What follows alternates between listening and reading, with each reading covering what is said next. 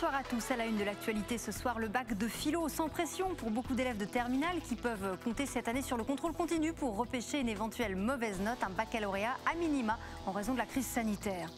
Les prises de rendez-vous pour la vaccination ralentissent dans beaucoup de centres. Fini l'affluence des grands jours. Nous irons dans un centre de Fréjus. Pour le ministre de la Santé, Olivier Véran, la vaccination obligatoire des personnels des EHPAD n'est plus un tabou. Marine Le Pen dans le Var pour soutenir sa tête de liste Thierry Mariani. Le Rassemblement national espère ravir la région PACA à l'issue des élections régionales. Le premier tour, c'est dans 3 jours. Certains ont abordé l'épreuve sérieusement, d'autres un peu moins, car cette année, pour la première épreuve du baccalauréat et l'une des seules en présentiel, l'épreuve de philosophie, eh bien seule la meilleure note sera retenue entre le contrôle continu et l'épreuve finale. Forcément, la pression était un peu moins forte que d'autres années. Kelly Vargin à Nice. Ambiance détendue ce matin, les 324 étudiants convoqués dans ce lycée pour l'unique épreuve écrite de ce baccalauréat discutent, rigolent et on ne voit pas beaucoup de fiches de révision. Je vais pas mentir, non, j'ai rien fait du tout. Parce que justement, je suis très confiante. C'est comme si j'allais un simple contrôle de philo, donc aucun stress vraiment. Au pire des cas, si je me rate cette fois-ci, ils prennent la meilleure note. Donc il n'y a pas de problème. J'ai une moyenne de 13-14. Donc c'est plutôt satisfaisant et je pense que ça devrait aller du coup pour l'épreuve d'aujourd'hui. Bonjour. C'est l'heure de regagner les salles d'examen. Cette année, 4 sujets au lieu de 3 sont proposés aux élèves. Ils peuvent rendre copie blanche mais doivent rester au minimum 1 heure. Je tiens bien sûr à vous encourager à travailler les 4 heures parce que même si vous avez déjà une bonne note, eh bien pourquoi pas l'améliorer. Bon courage. Ça n'a pas empêché certains de sortir plus tôt. L'argumentation c'est assez long et j'aime pas trop argumenter, on va dire. Du coup j'ai fait ce que je pensais faire bien et j'ai arrêté. Parce que dans tous les cas j'ai contrôle continu. Il est quelle heure là ? Il est 9h. Comme cet étudiant, d'autres ont rapidement rendu leur copie. Alors une demi-heure, il y a eu à peu près une cinquantaine d'élèves qui sont sortis. Xavier d'eau. Juliette et Eva ont elles profité de cet examen et de cette chance supplémentaire pour tenter d'augmenter leurs notes. J'ai eu que 10,5 au contrôle continu, donc si je peux essayer d'avoir un peu mieux, c'est bien. Le sujet 1, il m'a inspiré. Discuter, est-ce renoncer à la violence ? Déjà que la violence, elle n'était pas que physique. Dans les mots, les paroles, tout ça. Citation de moi-même. On n'a pas passé le bac français l'année dernière, donc je pense que c'est important de s'entraîner quand même à des concours et à être mis en situation d'examen. Donc on a l'opportunité de le faire, donc il faut le faire au maximum. Et si certains mentionnent déjà un baccalauréat au rabais, ce n'est clairement pas l'avis du recteur de l'Académie de Nice. Non, il n'est pas plus facile. La mise en place du contrôle continu oblige de fait les élèves à travailler de façon permanente. C'est quelque chose d'important et que nous valorisons bien évidemment à travers l'obtention du diplôme. La prochaine et dernière épreuve pour les terminales, ce sera le grand oral du 21 juin au 2 juillet. Voilà, l'inconscient échappe-t-il à toute forme de connaissance ? Discuter, est-ce renoncer à la violence ou encore sommes-nous responsables de l'avenir ? Voilà donc quelques-uns des sujets sur lesquels ont planché ce matin les élèves de terminale générale. Alors quelles étaient les clés pour réussir ? Quels étaient aussi les sujets les plus difficiles ? Éléments de réponse avec Manon Mujica. Concentration, réflexion, voilà les maîtres mots de l'épreuve de philosophie. Ce matin, les élèves de terminale avaient 4 heures pour plancher sur l'un des sujets imposés. En filière générale, au choix, un extrait d'Émile Durkheim ou 3 questions, dont celle-ci, discuter, est-ce renoncer à la violence ? Pour étayer la dissertation, de nombreuses références étaient possibles. Bien évidemment, on pense à Aristote, à cette idée que pour lui, dans les politiques, la vie dans la cité se noue, se lie autour du dialogue, du langage. Ça, c'est très important. Je pense aussi à Bergson qui nous dit effectivement que la vie quotidienne fait que nous rentrons dans un rapport mécanique. On parle de façon utile, on parle de façon directe et rapide. Et parfois aussi, peut-être que cette violence ou cette agressivité, elle peut être entendue comme une manière trop brutale, vous voyez, d'aller vers l'autre. Au programme du bac technologique, Sigmund Freud et des interrogations. Savoir, est-ce ne rien croire ? La technique nous libère-t-elle de la nature ? Ou encore le sujet favori de ce professeur de philosophie, est-il toujours injuste de désobéir aux lois ? Avec en synthèse... La notion de justice est une notion qui est morale en fait. En fait, la notion de justice échappe aux lois. C'est une notion qui est dans l'entre-deux. Et donc bizarrement, et même sainement on va dire, pour être juste, il faut savoir des fois se révolter contre l'aspect formel des lois, contre l'aspect purement légaliste des lois. Vous n'avez pas brillé durant votre composition ? Rassurez-vous, cette année, seule sera retenue la meilleure note entre l'épreuve du bac et le contrôle continu. Publication des résultats le 6 juillet. Plus de peur que de mal à la mairie de Cannes, touchée par un incendie tôt ce matin. Le sinistre est d'origine accidentelle. L'intervention des pompiers a duré plusieurs heures et certains services de la ville sont restés suspendus. Le maire de la ville, David Lisnard, avait posté cette photo tôt ce matin sur Twitter, sur laquelle on voit une épaisse fumée noire s'échapper de l'hôtel de ville. La campagne de vaccination à présent avec les primo-injections qui marquent le pas dans beaucoup de centres. Fini l'affluence des grands jours. À Fréjus, dans le Var, il y a désormais bien plus de doses que de candidats. Alexis Ricard. Numéro 90, ça. Dans cette salle d'attente, une majorité de patients attendent leur rappel de vaccin. Le centre de vaccination de Fréjus-Saint-Raphaël constate une légère diminution du rythme des premières injections. Un plateau progressivement atteint pour plusieurs raisons. Parmi celles-ci, une proportion de vaccinés dans l'agglomération supérieure à la moyenne nationale, à savoir 46%. On est à peu près à 70 000 doses injectées depuis le 18 janvier. Et à peu près à 45-46 000 primo-injections, rien que pour le centre de vaccination. Ce qui, effectivement, si l'on rajoute les vaccinations de ville, de l'hôpital, eh bien, on doit être à peu près à 55-60% de personnes primo-vaccinées. Afin de ne pas stagner, plusieurs aménagements sont envisagés, notamment pour inciter les jeunes actifs. On a développé les fermetures tardives jusqu'à 19h. Ça a commencé cette semaine, ça sera pérennisé au cours du mois de juillet. Les doses de vaccins sont livrées en fonction des rendez-vous. Le bon approvisionnement autorise dès maintenant les touristes à venir se faire vacciner ici. Dès maintenant, on est prêt, on peut vacciner les gens, des touristes qui viendraient d'autres territoires. Il n'y a aucune difficulté. Pour les patients vaccinés avant le 3 mai, le QR code nécessaire au pass sanitaire n'était pas encore remis automatiquement. Le centre s'occupe alors de les générer a posteriori. Soit les personnes viennent se présenter au centre avec leur certificat qui leur a été délivré, avec ils ont un code patient et moi je peux effectivement retrouver via l'ordinateur toutes leurs données et leur sortir leur QR code. La situation sanitaire continue de s'améliorer dans le département du Var. Le taux d'incidence s'établit à 28 et le taux de positivité atteint 1,1%. Nous accueillons Véronique Mondin, bonsoir. Bonsoir. Vous êtes infectiologue au CHU de Nice. Donc on l'a entendu dans le sujet, les primo-injections ont tendance à ralentir. Le rythme de vaccination en France est toujours soutenu, c'est vrai, mais tout de même il y a un certain tassement, voire une légère baisse en ce qui concerne les primo-injections. Quel est votre regard là-dessus? Est-ce qu'il faut s'en inquiéter? Je pense qu'il faut qu'on ait en tête l'objectif qui est celui d'avoir à peu près 80% de la population vaccinée, si on veut cette fameuse immunité vaccinale. Donc je crois que c'est important qu'on ait cet objectif, ce cap, que tout le monde le comprenne bien et se démolise pas à l'heure justement où la plupart des gens peuvent se dire l'épidémie diminue et peut-être que c'est pas forcément nécessaire d'aller jusqu'au bout. Donc je crois qu'il faut absolument qu'on aille à ce chiffre-là, c'est important. Donc même si c'est l'été qui arrive, même si l'épidémie est en net recul, c'est le bon moment pour aller se faire vacciner. Il ne faut pas oublier qu'on est protégé que 3 semaines après la deuxième dose. Donc la primo-vaccination, c'est très important. Mais ce qui est surtout très très important, c'est d'aller au bout de la vaccination. Donc là, je crois qu'il y a un message aussi à faire passer.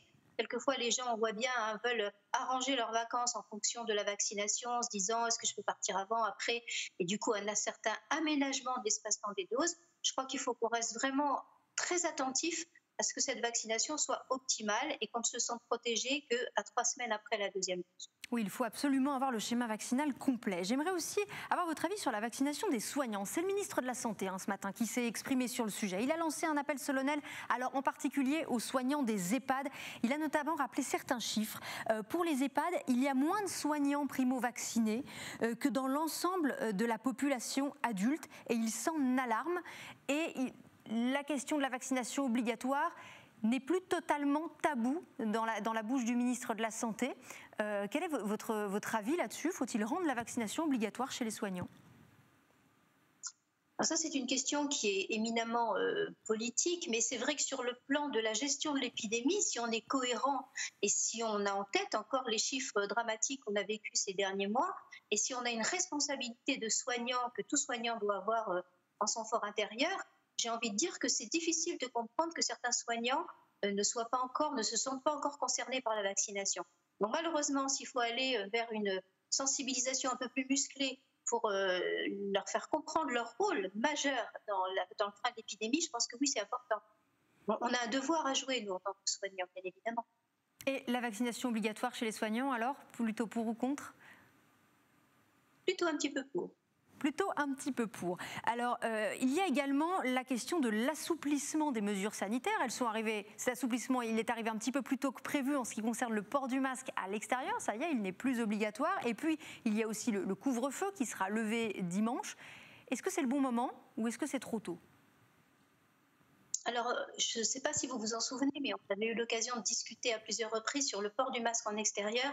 En tant qu'infectiologue, on a souvent été, je dirais pas tous, parce qu'il y a quelques personnes qui n'ont pas partagé cet avis, mais on a souvent été d'accord pour dire que c'était très peu utile, voire inutile. Et ça, beaucoup de pays l'ont expérimenté. Je crois que là-dessus, il est quand même assez clair que c'est pas le meilleur moyen de se protéger contre le virus. Donc, je crois que c'est bien aujourd'hui de permettre aux gens, dans des conditions encore très prudente, c'est-à-dire avec une distanciation physique qui me paraît aujourd'hui importante à garder, notamment quand on est dans un extérieur mais un petit peu surchargé, comme par exemple dans un marché ou ce genre de choses. Il faut garder à l'esprit que là, il y a un petit risque. Mais sinon, quand on se balade dans la nature, sur la plage, qu'on se promène dans la rue, je crois qu'il est temps effectivement d'enlever ce masque. Mais est-ce que vous ne pensez pas que ça peut apporter de la confusion, justement? C'est-à-dire qu'on retire le masque en extérieur, mais finalement, on ne portera plus de masque lorsqu'on aura des discussions avec des gens rencontrés dans la rue, lorsqu'on se retrouvera sur un marché, dans une foule, donc dans un contexte où la population est dense et où il peut éventuellement y avoir des contaminations en extérieur. Est-ce qu'aussi le port du masque en extérieur, même s'il n'est pas toujours nécessaire, avait cette fonction-là de protéger dans certains cas de figure? Non, je pense qu'il faut quand même faire confiance, si possible, au bon sens des gens. Vous voyez, il faut revenir au bon sens. Effectivement, on ne peut pas être derrière chaque individu en disant attention, vous allez rencontrer quelqu'un, vous allez parler. On voit bien de toute façon aujourd'hui que les personnes qui sont dans la rue n'ont plus envie de mettre le masque. Et ce masque, encore une fois, en extérieur, n'a jamais été véritablement un moyen de protection. C'est en intérieur qu'on se contamine. Donc je crois que c'est un petit peu là où il faut garder des mesures de prudence. Il faut savoir aussi que les gens ne sont pas tous en vacances, ils continuent à travailler dans des entreprises, dans des bureaux où tout le monde n'est pas forcément vacciné. Donc je crois que là, et dans les lieux, dans les transports en commun, dans les magasins, il faut garder cette sécurité du masque, mais que dehors, il faut enfin retrouver quelque chose qui nous permet d'avoir une vie sociale. Encore une fois, les conséquences du port du masque sur énormément de couches de la population sont aussi très délétères. Donc non, je crois que le port du masque en extérieur, ce n'est pas un moyen intéressant. Donc la levée du couvre-feu, pour vous, il était temps aussi? Oui, la levée du couvre-feu, 23h, après 23h, franchement, je pense que ça concerne très très peu de monde. Il y a eu quand même quelques expérimentations, volontaires ou pas, qui ont montré qu'encore une fois, les manifestations extérieures n'étaient pas à l'origine de problématiques particulières. Moi, je crois qu'il faut surtout porter le message de la responsabilité des personnes, de leur rôle à jouer dans l'épidémiologie, dans la santé publique, que chacun fasse sa vaccination, que chacun fasse sa deuxième dose, qu'on garde un petit peu de distance, au moins 1,50 m les uns avec les autres quand on se parle, ce qui est tout à fait possible. On n'est pas obligé d'être absolument les uns sur les autres. Qu'on renonce encore quelque temps aux effusions du Sud, aux bises et aux autres choses. Et ce sera vraiment très bien. Après, le gros risque qui vient surtout maintenant de la période estivale avec l'arrivée de touristes, l'arrivée de personnes peut-être d'autres pays, bien que ce soit encore un petit peu mesuré, un peu surveillé. Mais le risque, il est là. Il ne faut pas oublier quand même que si ça va mieux chez nous, dans le monde entier, c'est encore une catastrophe absolue, que l'épidémie progresse, que la mortalité progresse et qu'on est loin d'être sorti d'affaire. Donc gardons de la prudence et en même temps, essayons de profiter de ces beaux jours. Oui, c'est ça la dernière question que je voulais vous poser. Et finalement, est-ce que vous êtes optimiste ou non pour les mois qui viennent? On voit d'ailleurs qu'il y a une hausse des cas, une reprise chez certains de nos voisins. Je pense au Royaume-Uni qui a pourtant beaucoup vacciné. Eh bien, avec l'arrivée du variant Delta, qui est le variant indien, il y a une reprise franche des cas de Covid. Tout à fait. On n'est pas à l'abri. On n'est pas à l'abri de ce variant-là. On n'est pas à l'abri d'autres variants. C'est pour ça que la meilleure protection, et je le redis avec fermeté, c'est que tout le monde se fasse vacciner avec les vaccins actuellement disponibles ARN qui ont une bonne efficacité contre ces variants. Donc nous avons des outils, ils sont à disposition des gens, on a un système de santé qui le permet, on a maintenant suffisamment de recul pour voir que les cas de complications avec ces vaccins ARN sont quasiment inexistants, sauf un petit peu de fièvre ou un petit peu de douleur au niveau du bras. Donc, qu'est-ce qu'on attend pour obtenir ces 80% absolument nécessaires pour qu'on soit tous à l'abri et qu'on soit plus serein par rapport à une 4e future vague que personne n'a envie de vivre. Personne. Merci beaucoup Véronique Mondin, infectiologue au CHU de Nice, d'avoir été en direct avec nous ce soir. On va parler de politique à présent, avec la campagne des régionales, avec le soutien aujourd'hui de Benoît Hamon à la liste de gauche de Jean-Laurent Félidia. C'est donc l'heure des ultimes déplacements de campagne. Déplacement aujourd'hui à Marseille, suivi par Valentin Rodriguez. Dans la toute dernière ligne droite de cette campagne, Benoît Hamon a réservé son soutien à Jean-Laurent Félidia, tête de liste du Rassemblement écologique et social en PACA. Lui et l'ancien candidat socialiste à la présidentielle en 2017 ont choisi un lieu emblématique à Marseille, l'Après-M, ancien McDonald's transformé en lieu de solidarité. Le temps d'un après-midi, Jean-Laurent Félidia, épaulé par Benoît Hamon, veut mener sa campagne jusqu'au bout, et ce malgré le résultat des derniers sondages qui placent le candidat de gauche à la 3e place avec seulement 17% d'intention de vote contre 32% pour le président sortant Renaud Muselier et 43% pour Thierry Mariani du Rassemblement national. Écoutez la réaction de Benoît Hamon à notre micro. Déjà être en situation d'être 3e, c'est pas rien. J'observe que c'est un 3e qui monte quand d'autres descendent et que au fond moi c'est pour ça que je suis venu ici. Ça rapportera pas une voix, hein, le fait que je vienne, mais c'est juste pour dire qu'on fait qu'on se serre les coudes, qu'on incarne aussi, je le redis, une vision confiante et optimiste de l'avenir. Il y a donc la volonté de se montrer confiant pour Hamon et Félidia. Sur le fond, Jean-Laurent Félidia concentre sa campagne sur les thèmes environnementaux, alors que, rappelons-le, il y a une autre liste écologique au centre menée par Jean-Marc Governatori. Malgré ces divisions, Jean-Laurent Félidia espère créer la surprise ce dimanche 20 juin. Pour l'instant, pas de stratégie claire pour l'entre-deux-tours, mais Jean-Laurent Félidia n'exclut pas de retirer sa liste au profit de Renaud Muselier. L'autre déplacement de campagne aujourd'hui, c'était Marine Le Pen dans le Var, dans la dernière ligne droite de cette campagne des régionales. La présidente du Rassemblement national qui est venue soutenir sa tête de liste, Thierry Mariani. La région PACA est la seule quasiment où le RN est véritablement en position de l'emporter. Thomas Bernabé a suivi ce déplacement de campagne à Sifour dans le Var. Marine Le Pen poursuit son tour de France des régions. On retient une image, celle de son arrivée bras dessus, bras dessous avec Thierry Mariani, le candidat Rassemblement national pour les élections régionales, dont le premier tour se tiendra ce dimanche. Passage obligé des campagnes électorales, celui du marché. Marine Le Pen et son candidat ont choisi celui du Brusque à Sifour. Si la responsable du Rassemblement national n'a pas goûté les spécialités provençales, elle a en tout cas volé la vedette à Thierry Mariani. C'est un peu le but de ces déplacements, capitaliser sur son image d'opposant numéro 1 à Emmanuel Macron, dans le but de rafler une région. Devant les caméras, Marine Le Pen s'est prêtée au jeu des autographes et des selfies, reléguant parfois sa tête de liste au rang de photographe.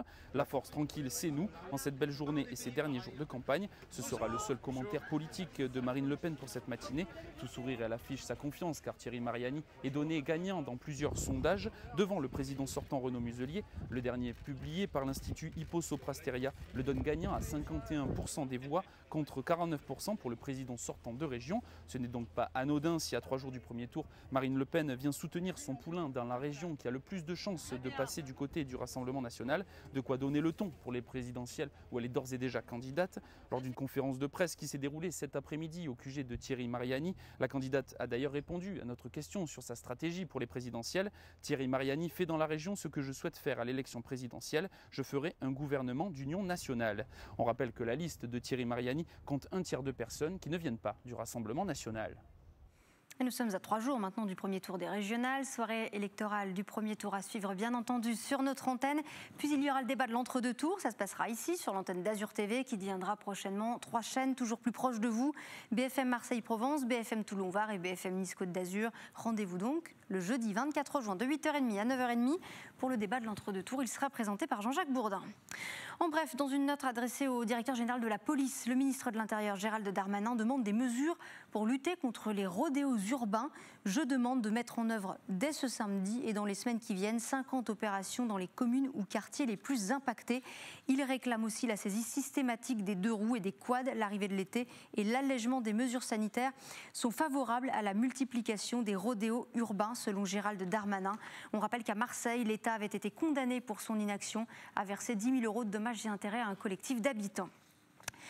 Et puis beaucoup plus léger à présent, toute autre chose, c'est le rendez-vous des boulistes si vous êtes amateur. Le mondial La Marseillaise à pétanque est de retour pour la 60e édition. Ça se passe du 4 au 7 juillet prochain. C'est le plus grand concours international de pétanque au monde.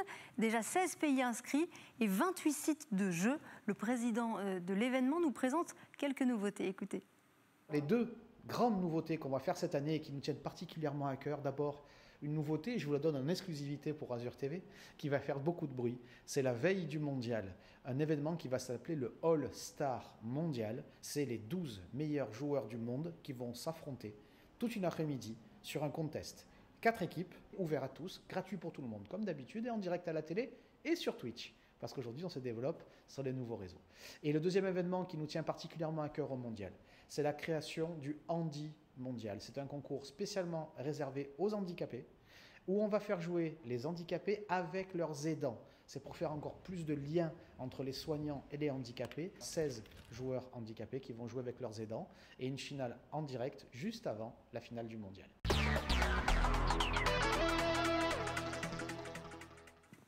Allez, on va parler de tourisme, on va parler de l'arrière-pays dans cette région Provence-Alpes-Côte d'Azur avec notre invitée Mylène Agnelli, maire d'Isola. Bonsoir, vous êtes également vice-présidente de l'Association nationale des maires des stations de montagne. Et donc on va parler de cette saison touristique qui s'ouvre quand même dans un contexte très particulier. C'est la première grosse saison après le passage de la tempête Alex. Il y a bien sûr aussi eu la crise sanitaire qui est passée par là. Est-ce que la région, est-ce que cet arrière-pays, est-ce que les stations de montagne sont prêtes à héberger et à accueillir les touristes cet été ? Oui, les stations sont prêtes, les communes travaillent depuis longtemps à la reconstruction et à l'accueil de nos touristes. Donc vraiment, c'est avec beaucoup de plaisir et beaucoup d'envie que nous allons les accueillir très prochainement, dès ce week-end pour Isola, avec déjà l'ouverture de la remontée mécanique du Mercantour et puis nos hébergeurs qui sont prêts, qui ont très envie de travailler, les restaurateurs, les commerçants. Voilà, beaucoup d'activités et je pense que nous allons avoir beaucoup de monde.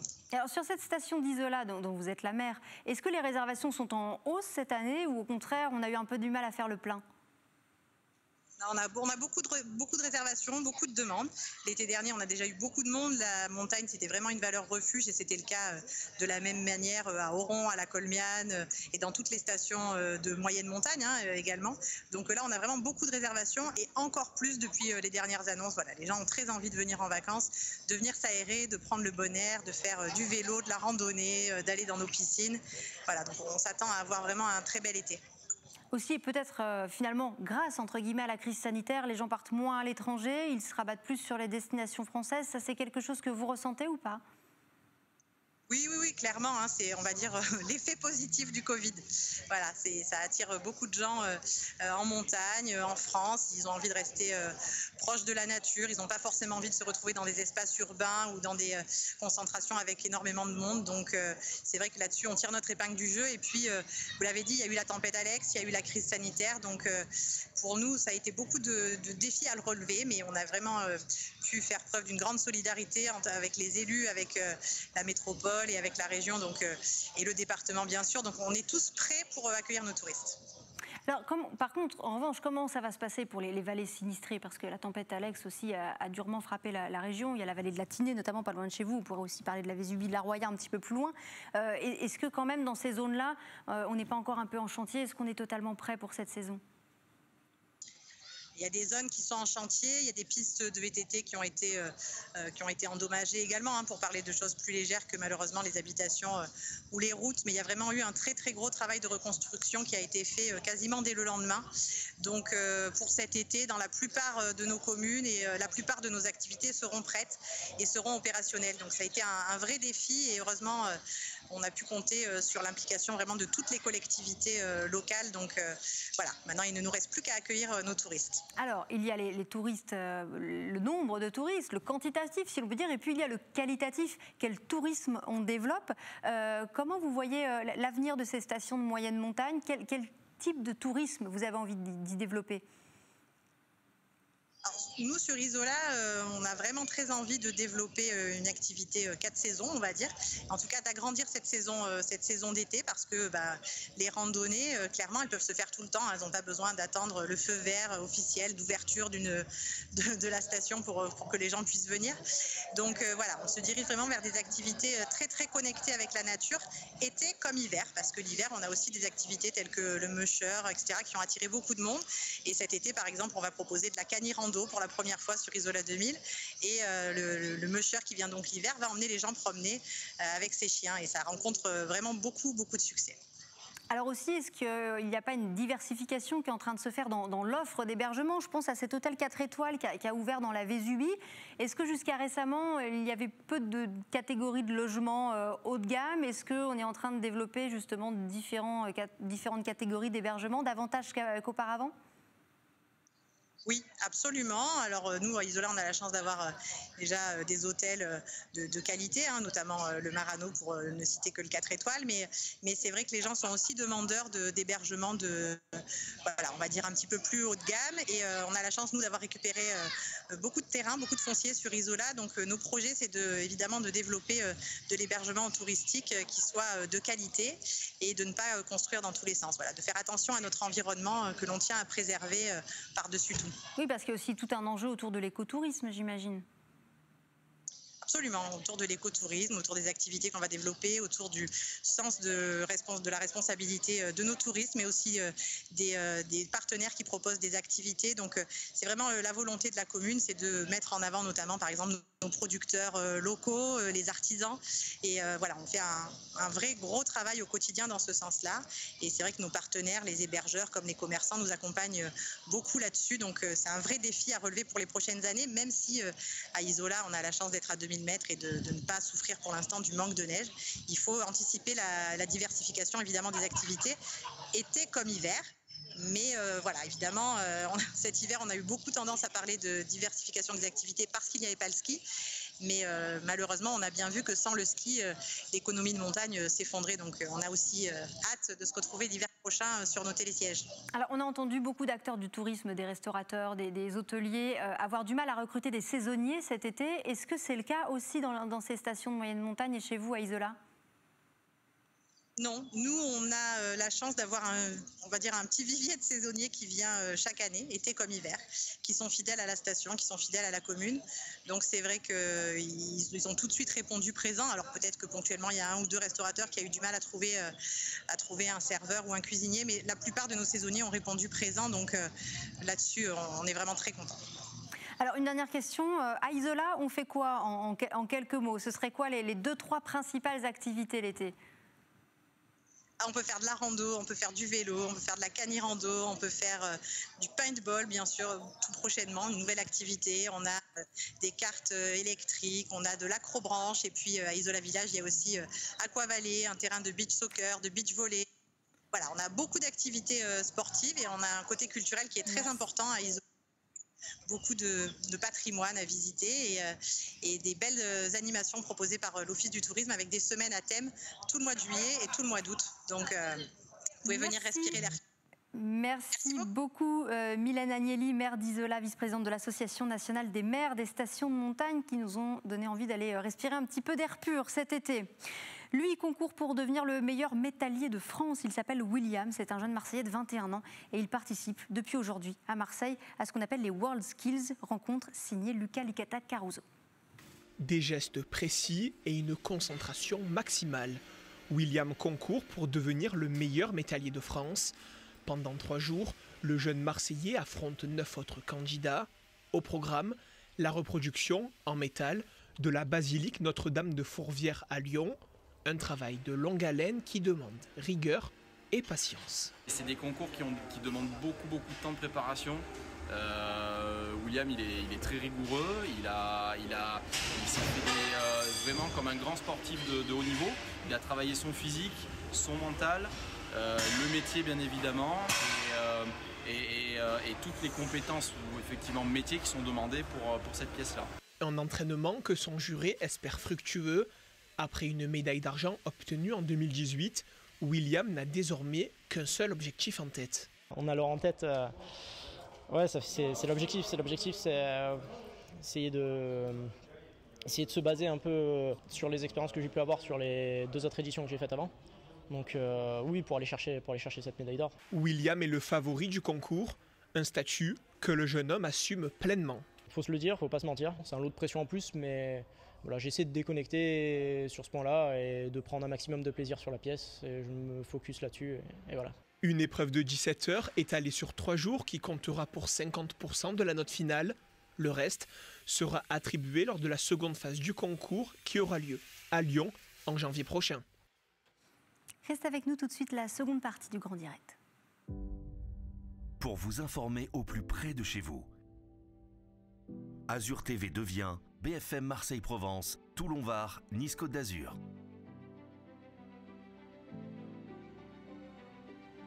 L'info de proximité, l'économie locale, les loisirs, les sports, les transports, les sorties, toute l'actualité, 7 jours sur 7. Toute la journée, des rendez-vous d'information réactualisés en permanence. Avec le Grand Journal du Sud, pour vous informer au plus près de chez vous. C'est une équipe 100% dédiée, réactive, des innovations technologiques au service du direct. Info, météo, proximité, ce qui fait votre quotidien.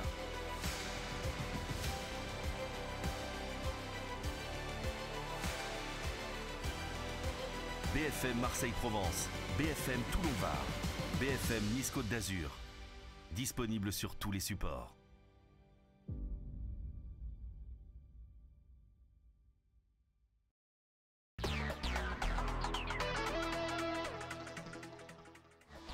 Dans la seconde partie du Grand Direct, le bac de philo sans pression pour beaucoup d'élèves de terminale qui peuvent compter cette année sur le contrôle continu pour repêcher une éventuelle mauvaise note, un baccalauréat à minima en raison de la crise sanitaire.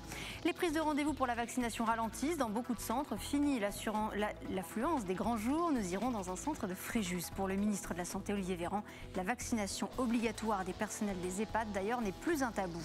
Et puis Marine Le Pen dans le Var pour soutenir sa tête de liste, Thierry Mariani, le Rassemblement national qui espère ravir la région PACA à l'issue des régionales. Le premier tour, c'est dans 3 jours. Certains s'étaient tout de même mis un peu la pression, d'autres beaucoup moins, car cette année, seule la meilleure note sera retenue pour l'épreuve de philo du baccalauréat entre la note du contrôle continu et celle de l'épreuve finale. Tout cela en raison, bien sûr, de la crise sanitaire. Forcément, la pression était un petit peu moins forte chez ces lycéens rencontrés ce matin à Nice par Kelly Vargin. Ambiance détendue ce matin, les 324 étudiants convoqués dans ce lycée pour l'unique épreuve écrite de ce baccalauréat discutent, rigolent et on ne voit pas beaucoup de fiches de révision. Je vais pas mentir, non, j'ai rien fait du tout. Parce que justement, je suis très confiante. C'est comme si j'allais un simple contrôle de philo, donc aucun stress vraiment. Au pire des cas, si je me rate cette fois-ci, ils prennent la meilleure note. Donc il n'y a pas de problème. J'ai une moyenne de 13-14. Donc c'est plutôt satisfaisant et je pense que ça devrait aller du coup pour l'épreuve d'aujourd'hui. Bonjour. C'est l'heure de regagner les salles d'examen. Cette année, 4 sujets au lieu de 3 sont proposés aux élèves. Ils peuvent rendre copie blanche mais doivent rester au minimum 1 heure. Je tiens bien sûr à vous encourager à travailler les 4 heures parce que même si vous avez déjà une bonne note, eh bien pourquoi pas l'améliorer. Bon courage. Ça n'a pas empêché certains de sortir plus tôt. L'argumentation c'est assez long et j'aime pas trop argumenter, on va dire. Du coup, j'ai fait ce que je pensais faire bien et j'ai arrêté. Parce que dans tous les cas, j'ai contrôle continu. Il est quelle heure là ? Il est 9h. Comme cet étudiant, d'autres ont rapidement rendu leur copie. Alors une demi-heure, il y a eu à peu près une 50aine d'élèves qui sont sortis. Xavedo. Juliette et Eva ont elles profité de cet examen et de cette chance supplémentaire pour tenter d'augmenter leurs notes. J'ai eu que 10,5 au contrôle continu, donc si je peux essayer d'avoir un peu mieux, c'est bien. Le sujet 1, il m'a inspiré. Discuter, est-ce renoncer à la violence ? Déjà que la violence, elle n'était pas que physique. Dans les mots, les paroles, tout ça. Citation de moi-même. On n'a pas passé le bac français l'année dernière, donc je pense que c'est important de s'entraîner quand même à des concours et être mis en situation d'examen. Donc on a l'opportunité de le faire, donc il faut le faire au maximum. Et si certains mentionnent déjà un baccalauréat au rabais, ce n'est clairement pas l'avis du recteur de l'Académie de Nice. Non, il n'est pas plus facile. La mise en place du contrôle continu oblige de fait les élèves à travailler de façon permanente. C'est quelque chose d'important et que nous valorisons bien évidemment à travers l'obtention du diplôme. La prochaine et dernière épreuve pour les terminales, ce sera le grand oral du 21 juin au 2 juillet. Voilà, l'inconscient échappe-t-il à toute forme de connaissance? Discuter, est-ce renoncer à la violence ou encore sommes-nous responsables de l'avenir? Voilà donc quelques-uns des sujets sur lesquels ont planché les élèves de terminale ce matin. Alors, quelles étaient les clés pour réussir? Élément de réponse avec Manon Mujica. Concentration, réflexion, voilà les maîtres mots de l'épreuve de philosophie. Ce matin, les élèves de terminale avaient 4 heures pour plancher sur l'un des sujets imposés. En filière générale, au choix, un extrait d'Émile Durkheim ou 3 questions, dont celle-ci, discuter, est-ce renoncer à la violence? Pour étayer la dissertation, de nombreuses références étaient possibles. Bien évidemment, on pense à Aristote, à cette idée que pour lui, dans les politiques, la vie dans la cité se noue, se lie autour du dialogue, du langage. Ça, c'est très important. Je pense aussi à Bergson qui nous dit effectivement que la vie quotidienne fait que nous rentrons dans un rapport mécanique. On parle de façon utile, on parle de façon directe et rapide. Et parfois aussi, peut-être que cette violence ou cette agressivité, elle peut être entendue comme une manière trop brutale, vous voyez, d'aller vers l'autre. Au programme du bac technologique, Sigmund Freud et des interrogations. Savoir, est-ce ne rien croire? La technique nous libère-t-elle de la nature? Ou encore le sujet favori de ce professeur de philosophie, est-il toujours injuste de désobéir aux lois? Avec en synthèse... La notion de justice est une notion qui est morale en fait. En fait, la notion de justice échappe aux lois. C'est une notion qui est dans l'entre-deux. Et donc, bizarrement, et même sainement, on va dire, pour être juste, il faut savoir des fois se révolter contre l'aspect formel des lois, contre l'aspect purement légaliste des lois. Vous n'avez pas brillé durant votre composition? Rassurez-vous, cette année, seule sera retenue la meilleure note entre l'épreuve du bac et le contrôle continu. Publication des résultats le 6 juillet. En bref, plus de peur que de mal ce matin à la mairie de Cannes, touchée par un incendie tôt ce matin. Le sinistre est d'origine accidentelle. L'intervention des pompiers a duré plusieurs heures et certains services de la ville sont restés suspendus.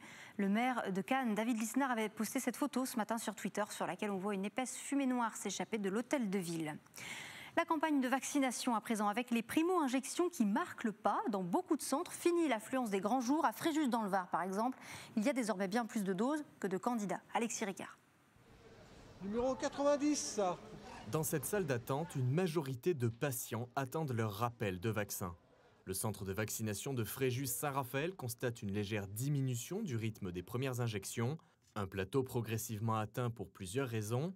Parmi celles-ci, une proportion de vaccinés dans l'agglomération supérieure à la moyenne nationale, à savoir 46%.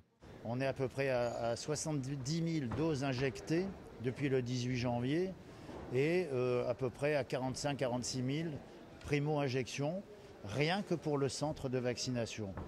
Ce qui, effectivement, si l'on rajoute les vaccinations de ville, de l'hôpital, eh bien, on doit être à peu près à 55-60% de personnes primo-vaccinées. Afin de ne pas stagner, plusieurs aménagements sont envisagés, notamment pour inciter les jeunes actifs. On a développé les fermetures tardives jusqu'à 19h. Ça a commencé cette semaine, ça sera pérennisé au cours du mois de juillet. Les doses de vaccins sont livrées en fonction des rendez-vous. Le bon approvisionnement autorise dès maintenant les touristes à venir se faire vacciner ici. Dès maintenant, on est prêt, on peut vacciner les gens, des touristes qui viendraient d'autres territoires. Il n'y a aucune difficulté. Pour les patients vaccinés avant le 3 mai, le QR code nécessaire au pass sanitaire n'était pas encore remis automatiquement. Le centre s'occupe alors de les générer a posteriori. Soit les personnes viennent se présenter au centre avec leur certificat qui leur a été délivré, avec ils ont un code patient et moi je peux effectivement retrouver via l'ordinateur toutes leurs données et leur sortir leur QR code. La situation sanitaire continue de s'améliorer dans le département du Var. Le taux d'incidence s'établit à 28 et le taux de positivité atteint 1,1%. Dans une note adressée au directeur général de la police aujourd'hui, Gérald Darmanin demande des mesures pour lutter contre les rodéos urbains. Je demande de mettre en œuvre dès samedi et dans les semaines qui viennent 50 opérations dans les communes ou quartiers les plus impactés. Il réclame aussi la saisie systématique des 2 roues et des quads. L'arrivée de l'été et l'allègement des mesures sanitaires sont favorables à la multiplication des rodéos urbains, selon le ministre de l'Intérieur. On rappelle qu'à Marseille, l'État avait été condamné pour son inaction à verser 10 000 € de dommages et intérêts à un collectif d'habitants. Et nous sommes maintenant à 3 3 jours du premier tour des régionales, soir électorale sur notre antenne le soir du premier tour, puis le débat de l'entre-deux tours.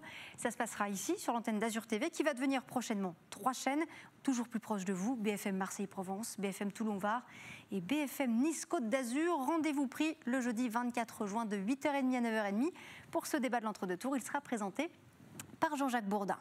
La campagne des régionales avec aujourd'hui ce déplacement de campagne, le soutien de Benoît Hamon à la liste de gauche de Jean-Laurent Felizia. C'est l'heure des ultimes déplacements de campagne.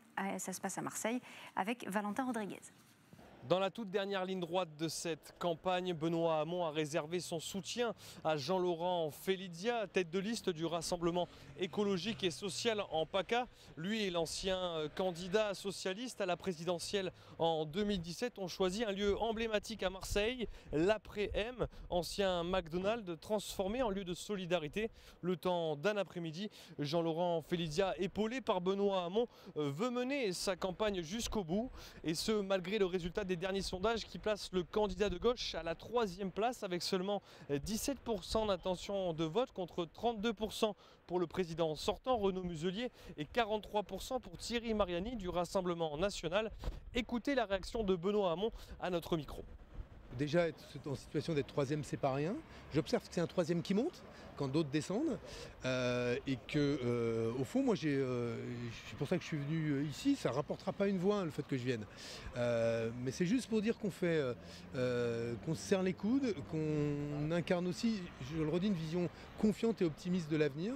Il y a donc la volonté de se montrer confiant pour Hamon et Felizia. Sur le fond, Jean-Laurent Felizia concentre sa campagne sur les thèmes environnementaux, alors que, rappelons-le, il y a une autre liste écologique au centre menée par Jean-Marc Governatori.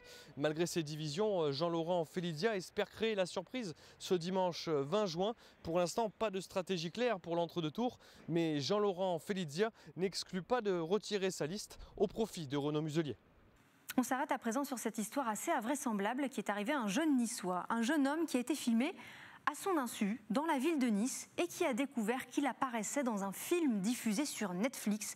Il a décidé de déposer plainte. Son avocat est ce soir notre invité, Jean-Pascal Padovani. Bonsoir, vous êtes avocat au barreau de Nice. Tout d'abord, pouvez-vous nous expliquer un peu en détail pour quel motif ce jeune homme a décidé de porter plainte ? Alors, ce jeune homme a découvert à son insu effectivement qu'il avait été pris en capture dans un film. Ce qui est dramatique, c'est qu'on ne l'a pas seulement conçu et vu comme un acteur, mais on l'a qualifié de barbu, de terroriste. Et c'est à ses dépens qu'il a reçu à peu près 80 mails l'avertissant, se moquant, lui disant de changer de voix parce qu'il était considéré ou vu comme un barbu dans le film. La scène était assez dramatique pour lui parce qu'il a été filmé dans le viseur d'un FAMAS qui est tenu par un personnage fictif, Clara, jouée par Kurilenko, une actrice internationale. Et cela sur un lieu d'attentat terrible, 86 morts, la promenade des Anglais, en train de sortir de son lieu de travail avec le commentaire suivant qui était fait pour le film, donc ce qu'on appelle l'audio-description. 2 barbus munis de leur sac à dos se séparent, se serrent la main et se séparent. Donc il y a selon vous un caractère discriminatoire en plus du problème de droit à l'image. Je l'affirme. Alors d'abord physiquement ils ne sont pas barbus, par contre ils sont d'origine maghrébine. Et ce qui est absolument scandaleux, outre le fait que le réalisateur du film s'est offert des acteurs donc finalement gratuitement, hein, mais ça c'est un aspect civil, ce qui est scandaleux, c'est que le réalisateur ne s'est pas gêné pour faire un pont entre ces 2 maghrébins qui traversent la promenade et les personnages que Clara voit dans son viseur du FAMAS, 2 barbus munis de leur sac à dos qui se séparent. Oui, ce qui est particulièrement stupéfiant dans cette affaire, c'est qu'il n'a pas été seulement filmé par hasard dans une foule, ce qui déjà poserait un problème de droit à l'image, mais il a été filmé comme le serait un figurant ou un acteur secondaire du film. Écoutez-moi, il y a 2 aspects dans ce dossier. Il a d'abord été filmé et intégré comme si c'était un acteur. On pourrait croire qu'il y a un contrat qu'il a signé avec le réalisateur, la société de production et finalement Netflix, qui est le problème puisque c'est Netflix qui a diffusé. Mais derrière cela, le réalisateur les a intégrés derechef comme des barbus. C'est-à-dire que le réalisateur a intégré l'image aux dépens donc de ce plaignant dans le film, mais en plus a illustré l'image d'un commentaire, à savoir Clara surveille la promenade avec son FAMAS, donc on le voit dans le viseur, deux barbus munis de leur sac à dos se serrent la main et se séparent. Alors c'est sur un lieu d'attentat, à savoir la promenade. C'est donc une assimilation qui est déjà lourde à gérer, à supporter intellectuellement. Ce sont des personnes d'origine maghrébine qui sont qualifiées derechef par le réalisateur de barbus. Sinon, je ne vois pas pourquoi ils sont qualifiés de barbus. Ils ne sont même pas barbus dans le film. Et en plus, ils sont munis de leur sac à dos, c'est-à-dire vous et moi, nous portons notre sac à dos, nous avons notre sac à dos, mais les deux barbus, selon la description faite par ce film, dans le viseur du FAMAS de Clara, ce sont deux barbus qui sont munis finalement de leurs armes. Mais comment vous vous expliquez ces manquements quand même très importants de la part de la production? Parce que les productions connaissent ces règles. Comment vous expliquez de tels manquements? Vous avez eu des échanges d'ailleurs avec eux? Alors, je vais répondre à la première question. Concernant ces manquements, je pense tout simplement, parce que j'ai vu des choses tellement incroyables dans mon métier, que le réalisateur s'est offert, pardonnez-moi l'expression, deux maghrébins, dont ils ne savaient pas qu'ils allaient, au moins pour un, se reconnaître ou être reconnus par leur entourage. C'était facile, il est tombé dans le piège. Il a cru avoir deux recrues à l'œil et pouvoir en plus s'offrir ce qualificatif de barbu. C'est cela que nous dénonçons. Ensuite, concernant la réaction de Netflix, nous avons attaqué Netflix qui est le diffuseur. Nous ne pouvons pas attaquer le réalisateur qui a fait un film et qui l'a vendu. Il aurait pu se contenter de le visionner chez lui, à côté de sa table de ping-pong ou dans son salon. C'est le diffuseur qui est en tort sur le plan pénal, à savoir Netflix qui évidemment a vu le contenu et s'est autorisé néanmoins à diffuser ce film qui pour nous constitue ce qu'on appelle une provocation à la discrimination et à la haine raciale. Alors pourquoi Netflix depuis a modifié l'audio-description de son film pour en supprimer notamment le fameux thème de barbu, mais bien sûr c'est pas suffisant pour votre plaignant. Non, alors d'abord, ce qui aurait été de bonne loi, c'est que lorsque j'ai écrit à Netflix, ils présentent des excuses et prennent acte de la souffrance dans laquelle aujourd'hui ce jeune maghrébin est plongé, puisqu'aujourd'hui, ben voilà, au vu de son entourage, il est qualifié de barbu, et au vu des personnes qui sont facilement racistes dans la ségrégation raciale en France, eh bien forcément le barbu n'a pas forcément de signe distinctif. Et puis, outre le fait qu'il n'y a pas eu d'excuses, ils n'ont même pas proposé de couper la séquence, c'est-à-dire que impunément, Netflix s'autorise à diffuser son film et donc finalement exploiter l'image du plaignant dans ce film. C'est un scandale. Ils se sont contentés d'enlever l'audio descriptif qui les qualifiait de barbu. Néanmoins, nous avions pris nos précautions. Nous savions, je le savais, qu'ils allaient faire disparaître ces éléments. Et un procès-verbal de constat par l'huissier de justice, la SCP Méchadier et Martin Ribeiro, a pris donc acte de ces faits, a constaté ces faits, a même fait un parallèle entre les images et le plaignant, confirmant que le plaignant, c'est bien celui qui passe sur le film. Parce que je lui ai dit, attention, tu vas grandir, les faits vont durer.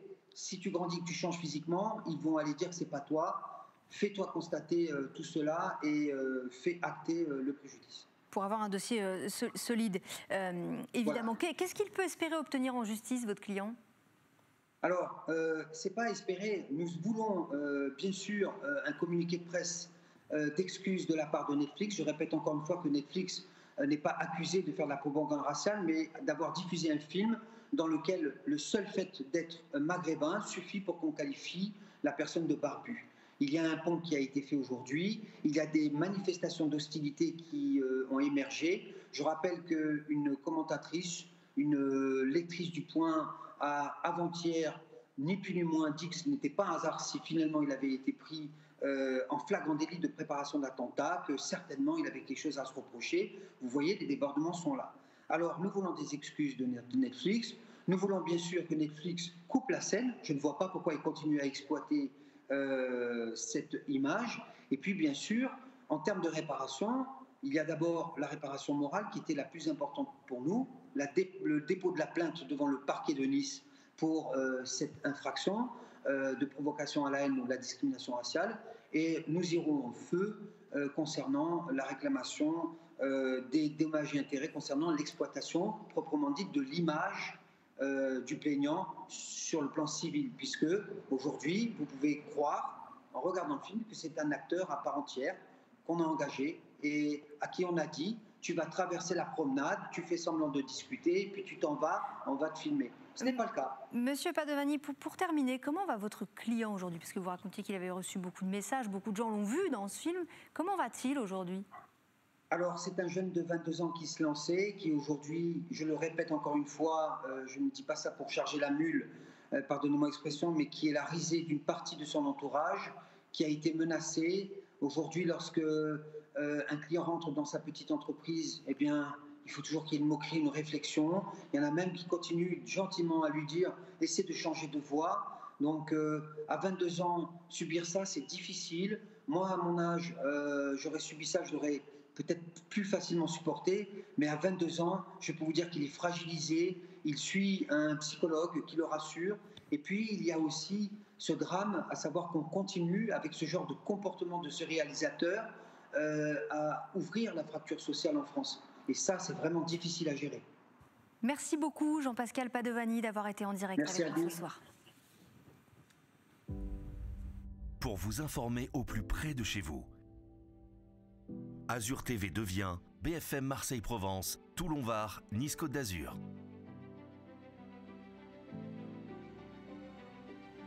L'info de proximité, l'économie locale, les loisirs, les sports, les transports, les sorties, toute l'actualité, 7 jours sur 7. Toute la journée, des rendez-vous d'information réactualisés en permanence. Avec le Grand Journal du Sud, pour vous informer au plus près de chez vous. C'est une équipe 100% dédiée, réactive, des innovations technologiques au service du direct. Info, météo, proximité, ce qui fait votre quotidien.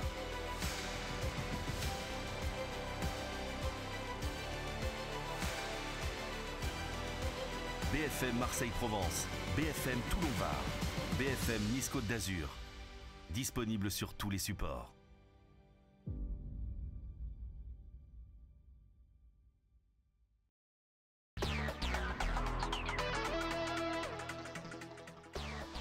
Dans l'actualité ce soir, Marine Le Pen dans le Var pour soutenir sa tête de liste Thierry Mariani. Le Rassemblement national espère ravir la région PACA à l'issue des élections régionales. Le premier tour, c'est dans 3 jours.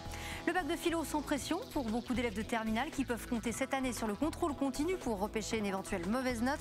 Un baccalauréat à minima en raison de la crise sanitaire. Et puis les prises de rendez-vous pour la vaccination ralentissent. Dans beaucoup de centres, fini l'affluence des grands jours. Pour le ministre de la Santé, Olivier Véran, la vaccination obligatoire des personnels des EHPAD n'est maintenant plus un tabou.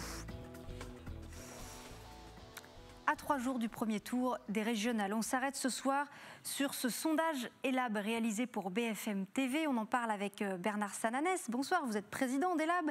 Merci d'être avec nous.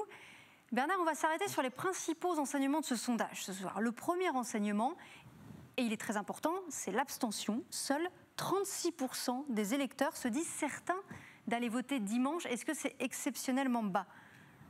Oui, on s'achemine vers un record historique d'abstention. C'est vrai que pour une élection régionale, on ne vote jamais beaucoup. En 2015, par exemple, la participation avait été de 50%. Un électeur sur 2 avait été voté, un électeur sur 2 n'avait pas été voté. Je parle là du premier tour. Mais avec ce score, autour de 40%, c'est l'estimation ELAB, 36% de Français qui sont certains d'aller voter, à peu près 10% qui disent c'est possible, je peux encore me décider, on va y revenir. Ça veut dire que nous estimons à 38-40% le taux de participation.